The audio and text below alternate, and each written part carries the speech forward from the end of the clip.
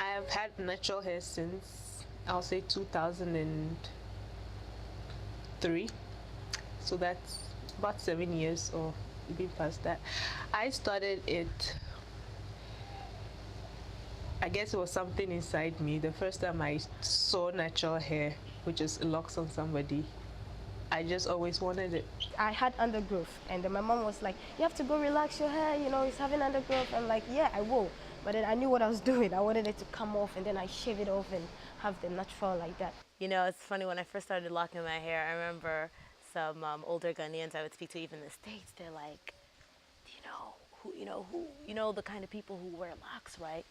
You know, so they think, okay, either you're Jamaican, which is a crazy misconception because most Jamaicans don't have locks, or you're like a fetish priest, a komfu. When I started going natural, everyone was like, ah, what are you doing? You know, your hair is messy, comb it. It was a very negative reaction. People see me and they call me Rasta woman, you know, yeah. And, you know, I accept fine, I wave and I smile, but then I know they're probably, you know, yeah, getting it the wrong way and all that. You know, talk of Rasta is a thing on its own, and then I just want to keep my hair natural and it's a thing on its own. Over the years, I think that with the globalization of information and images and media and the ways in which what a woman should look like has been patented, if you like, or modeled into a very limited set of images. I think that black women have been more rolled into, black women on the continent. Some people relax their hair from the age of like 4, 5, 6 till death, you know, cradle to the grave. And then some people, you know, they have an epiphany at 25 or 35 and say, oh, you know, I want to have natural hair. So then they're going back and learning their natural hair. It's so much ingrained, it's like a rite of passage. At some age, you chemically treat your hair. To not do so is the strange option. After secondary school, because, you know, secondary school, a lot of people cut their hair. So it used to be after secondary school, then people relax their hair. People are making huge amounts of money from, you know, the creams. And then that's not the end of it. You have the cream, then you have to have the spray, then you have to have the, you know, a zillion things that you put into your hair. And if it's the artificial hair, then you're going to spray in between and you can't wash it forever. And, you know, it's a whole, I don't know how many billion-dollar industry. It's huge. The norm is like what we're naturally not. The ideal black woman would be someone who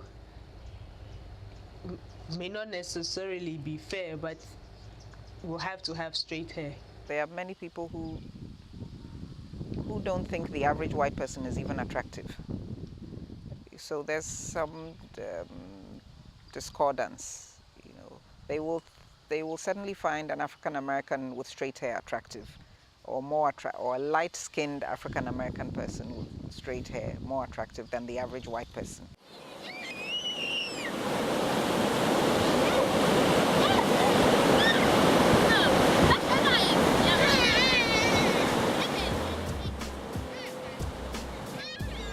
In Africa, or in Ghana especially, people are very religious, you know, and they involve God in everything. So if the good Lord has said, okay, as a black person, this is how your hair should grow out of your scalp, and you turn around and say that, no, it is indecent for my hair to grow out of my scalp like this, then we go and change it. You know, it's a very sad situation that we're in. Hair has been something that has constantly been an avenue of oppression, you know what I mean? And so I think for me, natural hair is about reclaiming kind of self and reclaiming hair. So if your family does not understand it, you would have to let them understand. You make them come to understand that this is who you've decided, this is how you've decided to keep your hair for your own good, you know, health-wise and everything. I always tell my daughter that she's beautiful, that the way her hair is, the way her body is beautiful the way she came out of me, or the way God made her to be.